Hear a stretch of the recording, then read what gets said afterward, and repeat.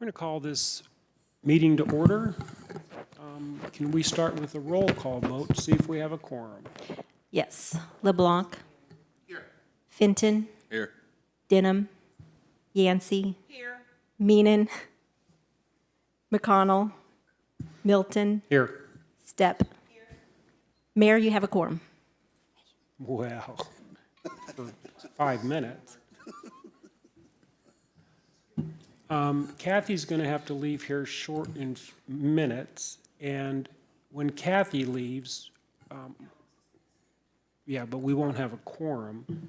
However, my request for this board is I'd like to still hear the presentation, even though without a quorum, we can't make any decisions. Are you all good with that? I'm here. Proceed. Well, without one. I don't know, because what's on the agenda? Call to order, roll call, approval of the minutes. Oh, we can't, we have a quorum. Okay, so has all the board members read the minutes from our last meeting? Yes. If so, I'll entertain a motion to approve. I move to approve the Finance Committee minutes for October 27, 2022 regular meeting. We have a motion, do we have a second? Second. Motion a second, all in favor of approving the minutes, say aye. Aye. Opposed, same sign. Ayes have it.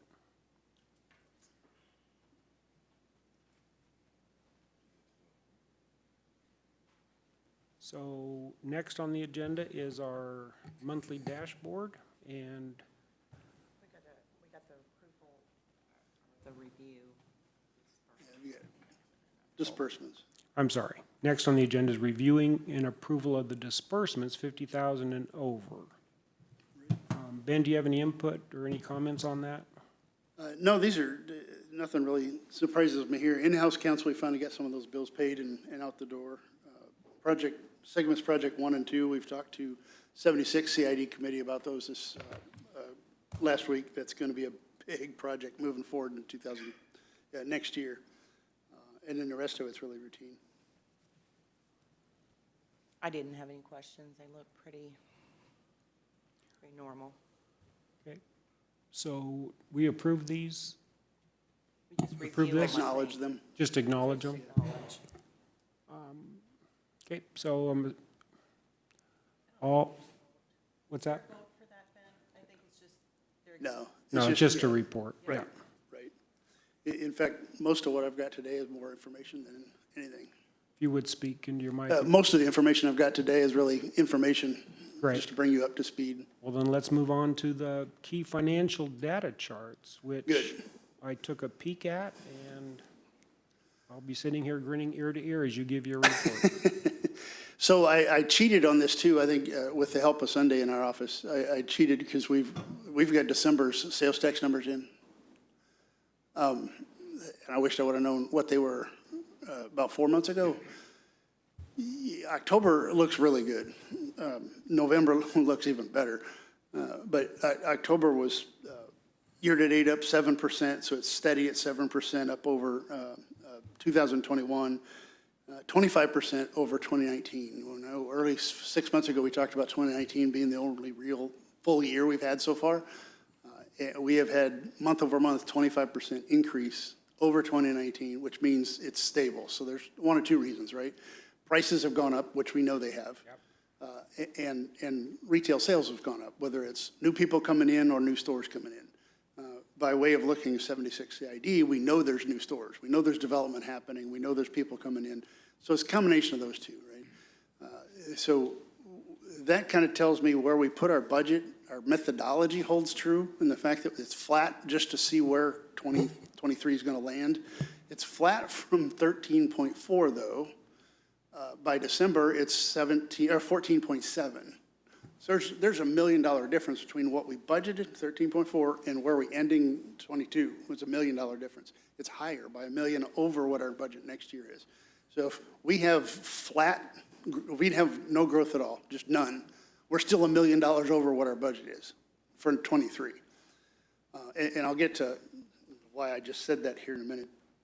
Let me just make an observation. Yep, I know what you just said sounds just phenomenal. yeah, When we balance that, I mean, obviously, the city is Bingo, running yeah. on all Right. cylinders right Right. now. But obviously, our expenses, because of inflation, right? Yep. Everything has gone up. yep, So, absolutely. but what a great position to be Yeah, in. yeah, yeah, I'll get to the rest of that. Yeah. I could go on and on about some of that, but we'll reserve that. Yeah, so November and December revenues are in. We're 26% above budget. We're actually going to end the year around 8% over 2021, which is already a record year for sales tax. I mentioned we beat our budget number, we beat our estimate on sales tax. Tourism tax, year-to-date's up 5%, so that stabilized. I know I talked to you guys 2 months ago. We thought that would actually trend down. That growth number would start getting smaller. It's only flatlined now. It's 39% over 2019, and it has been steady at 39%. So that same methodology holds true for the tourism tax. I just lost what I was going to say. Oh, yeah, so we've got November in, right, for tourism tax, and that's still flat. I mean, flat, it's just still 5% increase, so it's stabilized. We don't have December in, obviously. It's going to be later in the month before we have that, so I can't cheat on that one. So that's 5%, 38% over 19 through November.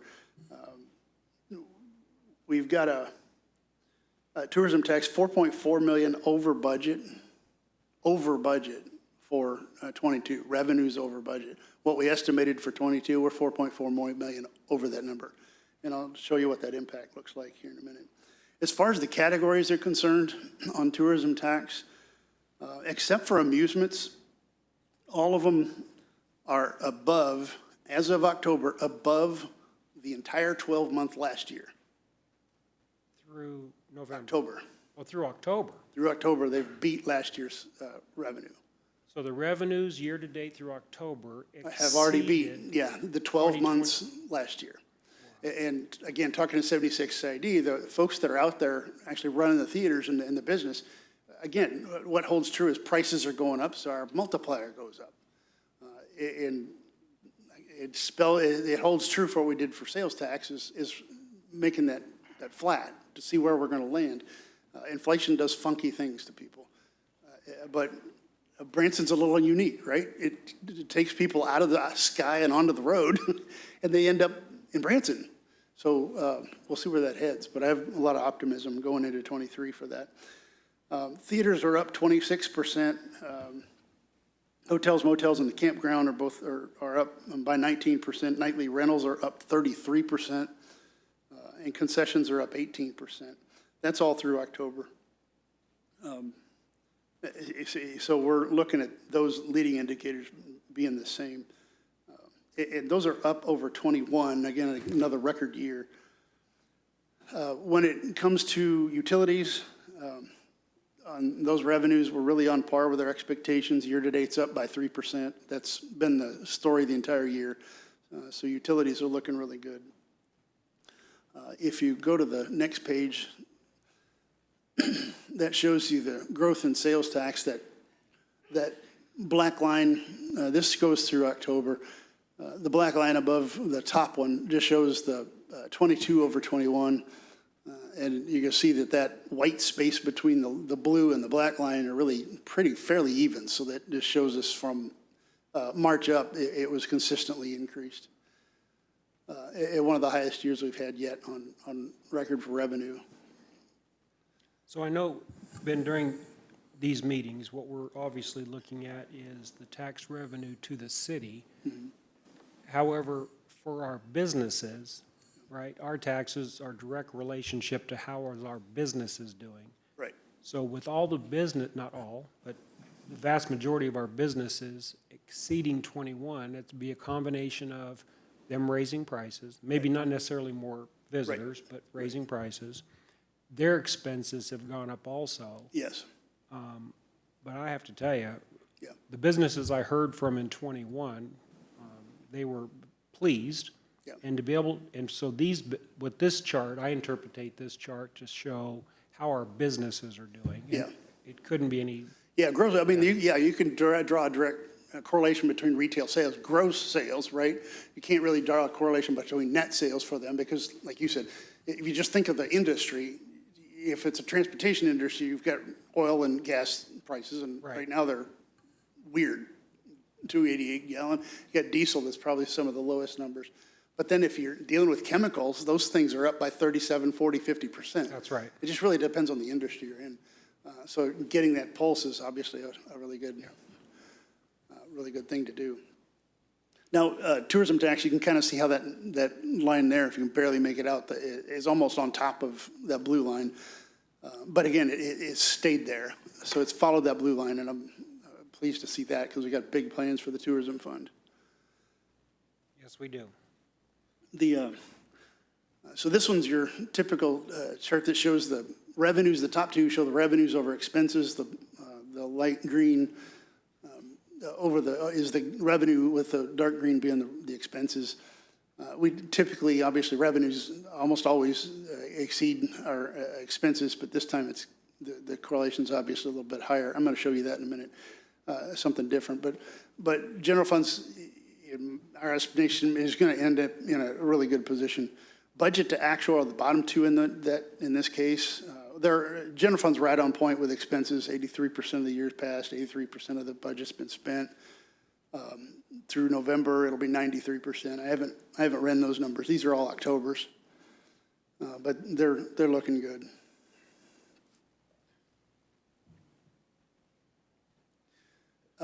Yeah, vehicle counts. So this is a really interesting chart, and watching this happen. So we've got tourism counts for one more month, and we've got the rest of the year for sales tax.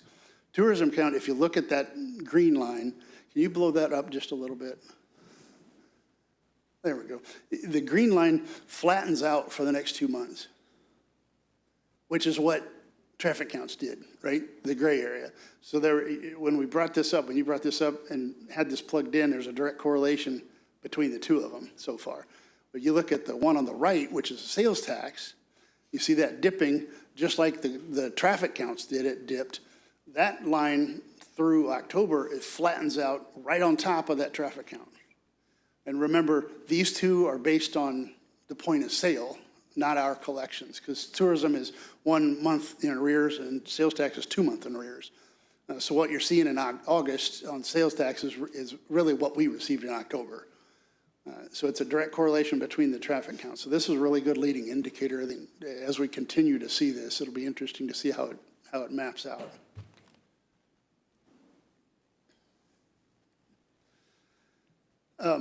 Cash obviously looks pretty good. General fund sitting on quite a bit of cash, and I'll run into this later in some of my next comments. So cash balances all look really good. Water sewer fund looks good. The one on the bottom right, cash balance tourism fund, you can see the difference between last year October and this year October. It looks like a huge difference, but the axis on the left is a little skewed. And it's still a $2 million, $3 million difference. That's still a big number. Money adding to the tourism fund, which is why we're plugging an immense amount of projects into this thing. Public safety looks good. Public safety fund for police is the first one down on the left-hand side, and the fire is the next one.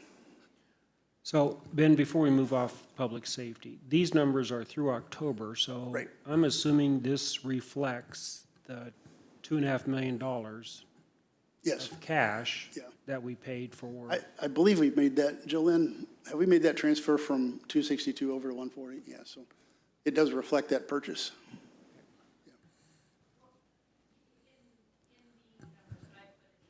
Okay, good, thank you. Yeah. Yeah, so that reflects that. So, yeah, so that's that one. That's the dashboard, the good news that I've got. I could move on to the next comments. I think what I want to talk about is the financials. We haven't brought these up in the past, only when we haven't combed through them like we have in the past, but I wanted to focus on a few things.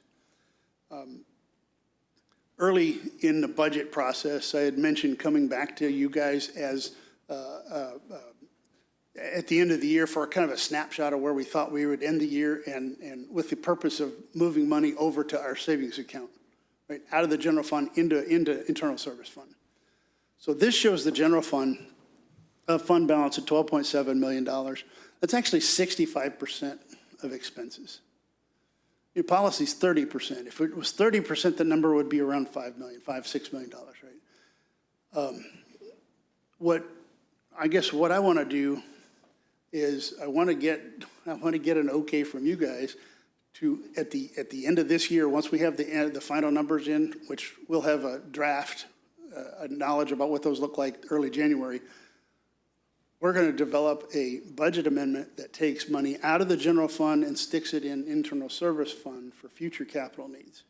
When I say future capital needs, remember back when we did the CIP, we had the department directors prioritize projects. Yes. And in the general fund, one of the top projects, ERP.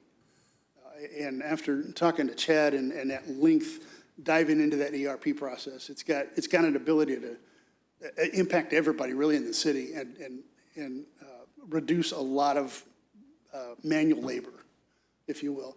And not just for finance. We're talking about everybody that touches that system. And that's not just a financial system. It's an electronic system that we can plug a lot of people into and a lot of processes into. So that means it needs to be put in right. But we'll go down that list of CIP projects and see what we can fund, what we can prioritize. My plan is to work with Kathy in presenting what that looks like and bring it back to the board. That may be a February issue, but for January, the second meeting in January, what I'd like to do is move money over. It's just a matter of, okay, how much do we move over, right? Right. So my initial thought was seeing where the end of the year was and making that number go to as slim as possible. So in other words, we're only adding maybe 100,000 to the fund balance, and we'll sweep everything else over. My estimation early on was about $1.5 million. It may be a lot more than that. It could be $3 million. Right now we're sitting on 2.7. We still got obviously 2 more months to go through from what this looks like. But we're in December. We'll know what November looks like. Once we know what November looks like, we'll have a pretty good idea where we can go with this. And this isn't unusual. We've done this for several other clients. You guys have a system set up that we can do this. We've got savings accounts set up already in the internal service funds where we can sweep those over and stick them there. We're looking at doing this with general fund, public safety, police, public safety, fire, and parks and recreation. The reason I left Kindle out, because they run by the rate study, right? Their budget's really run by that. So he really operates his own funds. And I'm not going to, if he wants to do it, then that's fine. That I'll work with him on that. So it's really the other funds that we need to continue to move money over. And the reason I say that is because of capital needs coming up. And as we store money aside, just like you did for the Fire Station 4, you get that cash funded because we've planned it over time. Same thing can happen in police and fire. So we're kind of running into the same situation. You want to switch to 262. One more page. So this one shows police. We're sitting on 4.4. That does show a negative, but there's some transfers there for obviously some of the police department buildings in that. But we're still sitting on quite a bit of money. We'll evaluate this one as well. It may not be as rich as the general fund in ability to move money over, but this one we'll look at. Built into this budget is already a transfer over to the internal service fund, so I'm not too worried about moving money over. But again, I don't want to leave a lot of on the table. I want to be able to reserve some of that for their capital needs. And then the next page is 263. And this shows, again, at the end of October, adding around 600,000, 700,000. So we're sitting on a fairly healthy balance there as well. The fund balance policy by code shows 20%. I know you guys, your target's been 30. Right. And I don't see a problem with that on any of these. We're going to have a healthy fund balance.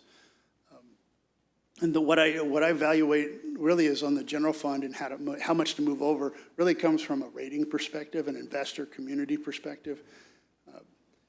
What you've done is put cash into play for your public. You've got some major capital projects you're moving forward with these surpluses, and that's a very good thing. And catching up on some of the capital that you haven't been able to do for, well, a few years now. And we're going to continue to do that. As we set that money aside, we're also looking at this again with that 5-year window. So we presented to the board the 5-year forecast, and we'll come back and do that again after we wrap the year up to where that 5-year forecast got adjusted, and now what does it look like? We took a very conservative point of view on that 5-year forecast. For instance, if we're $1 million ahead already for our 23, we're going to beat our forecast, right? At least for the first 2 years of that forecast. That just shows us that what we plugged into the forecast for people and projects is not only stable, we're able to do it. We're 100% there. But then having that mechanism of 5-year forecast to plug in different projects is going to be important. So the next shoe to drop is going to be that 5-year forecast on this.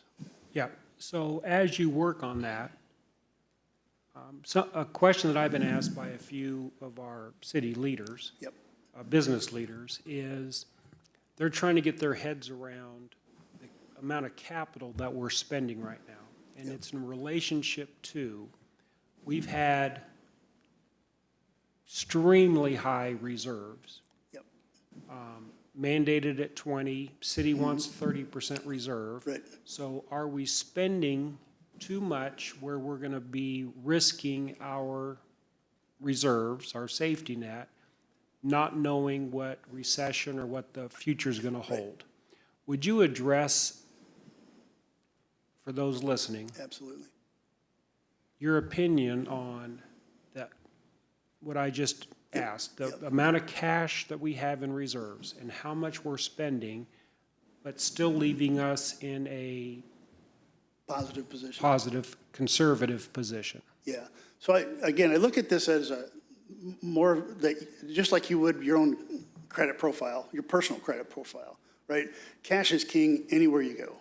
So the more cash you have, the better your rating is going to be. But it's not a direct correlation. What we've seen in the industry, 30% is really a benchmark of a solid balance. Having some number, a margin above that, whether it's 10 or 15%, it just solidifies that. But any more above that, then you're sitting on cash that you need to put at work for you. Yeah. I say that because when we put our 5-year forecast together, we put it together for every fund that has operations in it. We nailed down a bottom dollar, a 30% period across the board. And then from there, numbers went up and down, right? We wanted to make sure that we, at least for the first 2 years, we met that or beat that 30%. And for the first 2 years in the general fund, we're well above that. In fact, we're above that even more now that we know where sales tax is. So the way we plugged in the budget this year was taking those buckets of money, tourism fund, transportation fund, 620, the water and sewer fund, numbers that are above that 30% is what we're putting to work. And those are one-time expenses. You've got operations, obviously, that continue to move forward. Those impacts are new people or increased inflationary costs. Those are already built into that forecast as funded well above that 30%.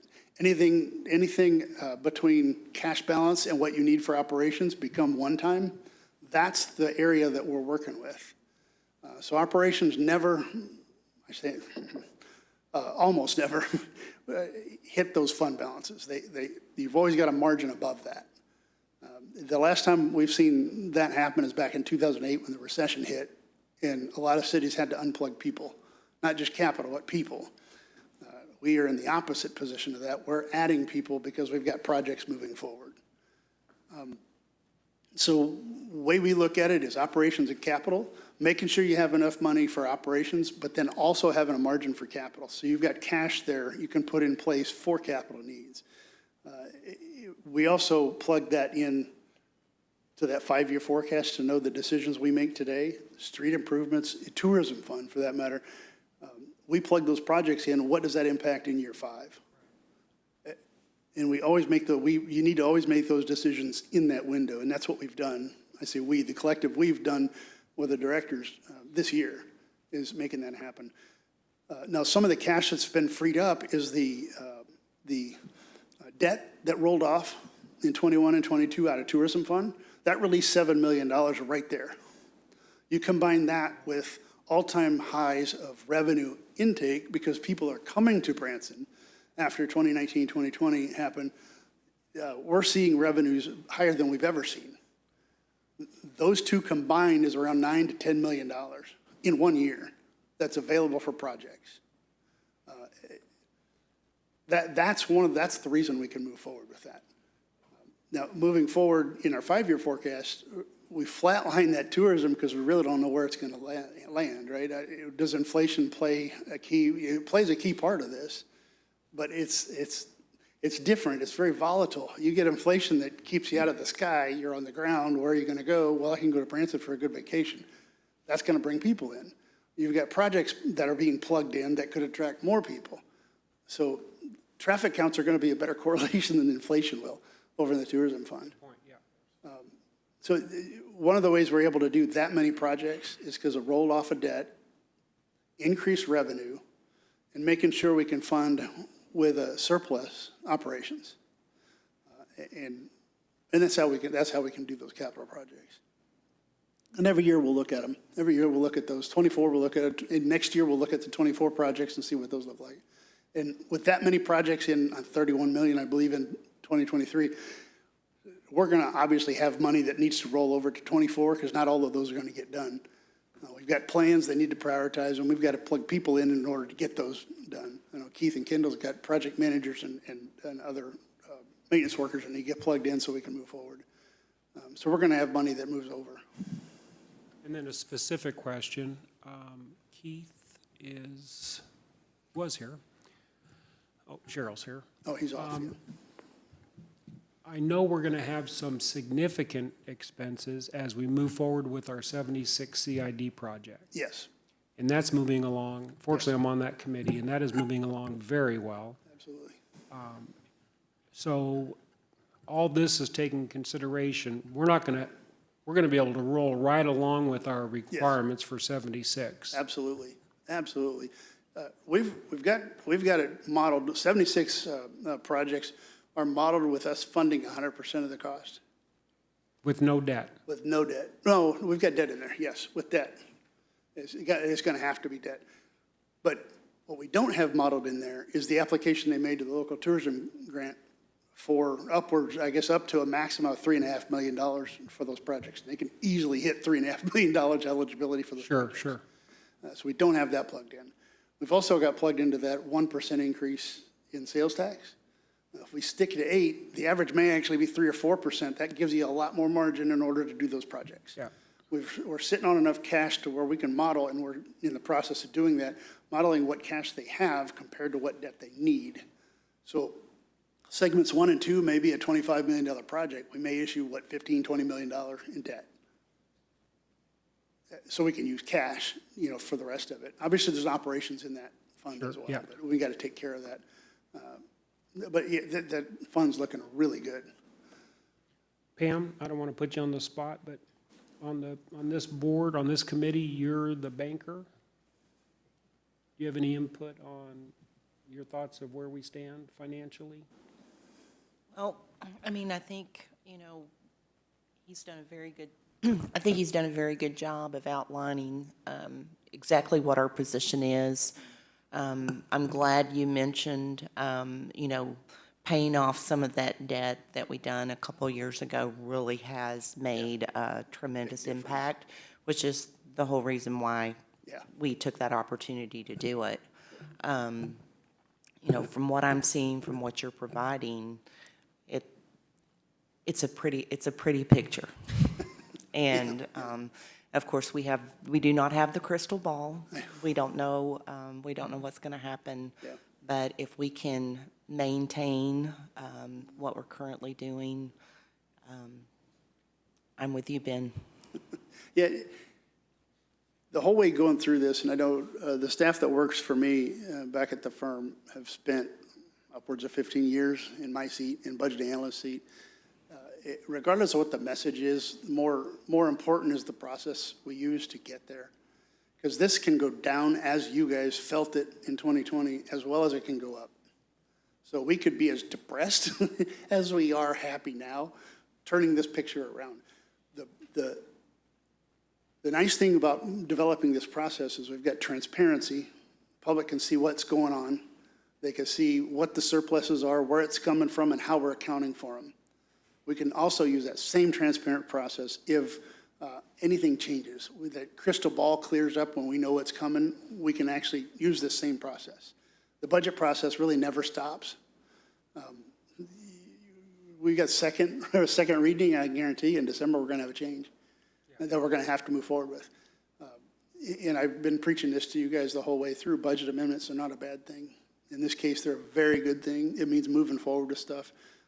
Departments have come to me and Kathy with, I gotta do this. Okay, how do we make it happen? What's the process? Let's make it happen. So budget amendments aren't a bad thing. Also in January, it's going to be a rollover of projects that haven't been encumbered yet. So we'll bring that back the last meeting in January as well. So that way we got that rollover and we can continue to those projects. That'll actually add to the budget, but it's taken out of reserves. I think the conservative approach too with, how we move forward. Yep. Just because we are in uncertain times, we're not Absolutely. sure. Again, the crystal ball, if only we had it, wouldn't it be great? But I think making sure that we keep a conservative approach within our budget is key. And if we exceed expectations, then that's what it is. great. I think it's important to keep that top of mind as well, that, we're doing our best projections for what we know today for the future. Thank you. You used a key word, the transparency, and I just want to continue to let our community know, very transparent, where we stand, what decisions we're making, why we're making them. And I forgot, the second key leg to that stool is going to be working with the directors, right? And getting their input and making sure that they have access to this podium on projects that they're moving forward with and needs they have, that they continue that flow of communication. And our job is to plug that in so they can move forward. The public doesn't see me, they see them. So Okay, thank you. that's what I have, Mayor. Eventually, I'm going to want your input about moving, and not today, but moving forward, what methods of reports you'd like to see. If what you see now is good, I'm going to have some of our staff in the back of the house take a look at what we're providing to you. And if there's a way to provide the same message in a more clear manner, then I'm going to bring that forward as a recommendation. But we're always looking to improve some of this information. More pictures. More pictures. So I know we're missing some committee members, but I would Yeah. like to ask all the committee members that if there's anything that they would like to see, just make the request and we'll make it happen. Yeah, and that'll be first quarter Yeah, that we'll bring that back. very nice. That's what I have, Mayor.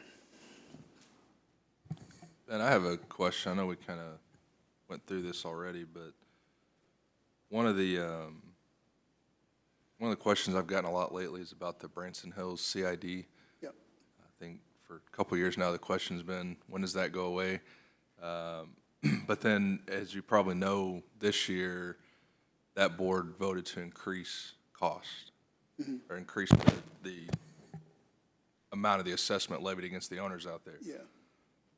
When I was looking at your dashboard, I think it was on page 8, maybe, the last page of that. Yeah, cash balance, operating fund. Yeah, the one that spiked. Yeah, it in looks Branson like Hills. Branson Hills last year had less than $1 million. Excuse me, this year has 12 million. Can you explain, just because I've gotten a lot of questions about this, how the city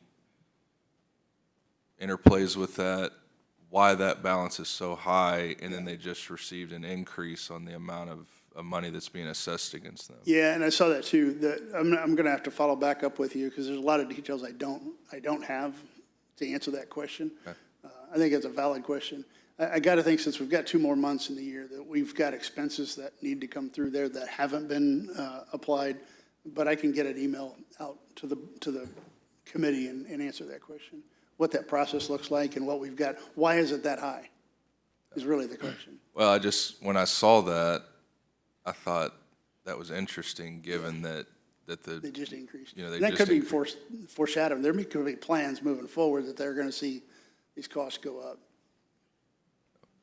So what I'm hearing is, and I think that's a great question, Yeah. is to really dive into and show the detail Yep. of that Yeah. particular Yeah. SID.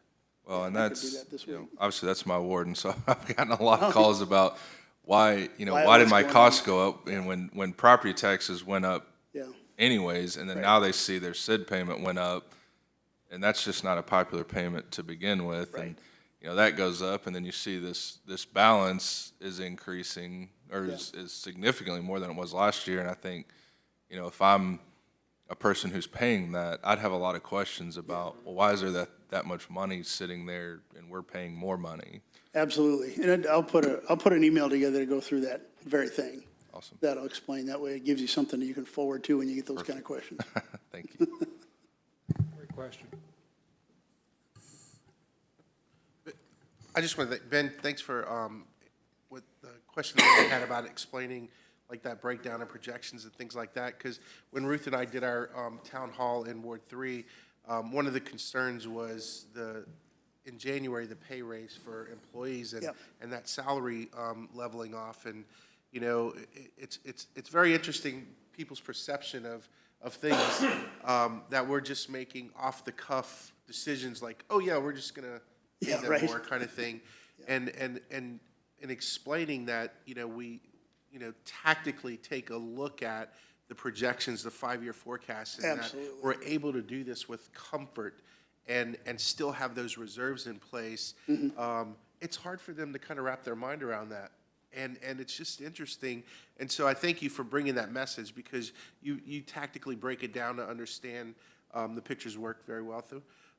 But that's a message I think we need to deliver, is that we're doing these capital improvements, all of these pay raise increases and things like that with real deep thought, and it's not just an off-the-cuff thing just to make it look good. These are things that are well-deserved, well-managed, and it's just things that it's just going to make our city a better place. Absolutely. And I think that's great that we can do that. I think we do it very conservatively, and I think we're going to continue to maintain that same stride moving forward, because that's just how our city runs, and I'm just so happy that we can do that for everyone. So thank you. Yeah, you're So, welcome. so Dr. Ralph, would like a couple page, like, talking points written by the professionals that we could share with that can go along with these slides and different things, Absolutely. but these talking Absolutely. points, so that when you're in a town hall situation or, eating breakfast at one of the local restaurants or whatever, and people start asking this, I think, something that is very, very friendly of not talking at the finance Right. level, but breaking it down so that people can understand it. I think that would be very valuable. And even, I know you're asking for feedback, for the future for next year on this.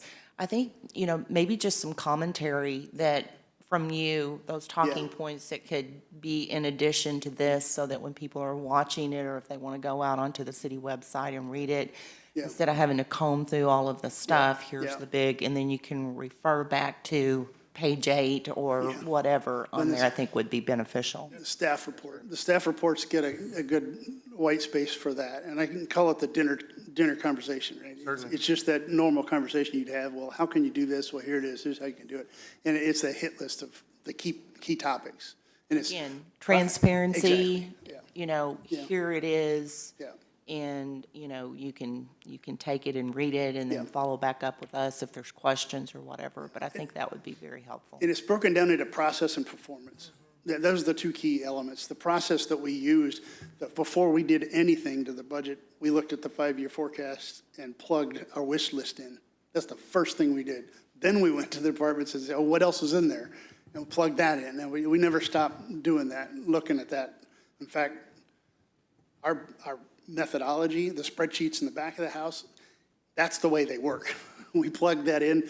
Years 2, 3, 4, and 5 are automatically updated based on what we've got. And we continually bring that back. For 23, starting with the end of the year, is bringing that forecast back you've already seen to take a look at again. And then on a quarterly basis, updating that for the board, the committee and the board for that matter, and a presentation at the board that goes through this very thing. That way, all of the board sees it. And really not changing any presentation. We're just having the same conversation. I'm going to add that 5-year forecast to that picture. And I think the piece about working with the department directors, you know, I see Ted, I'm going to point you out, but, you know, I think our community, when they know that we've worked elbow to elbow, hand in hand with Chief Martin, Yep. you know, I think people are going to appreciate that. And I know we've told them that, but I know you have to continually share. How does that connect back to what we're doing? Yeah. Well, Absolutely. we had his input on what he sees the needs for his department is, and this is how we manage to that, to meet those needs, right? Good point. So, Very good point. I think that is a little bit of a shocker to some people too, when we do tell them that. You need because- to talk to everybody, please. Thank you.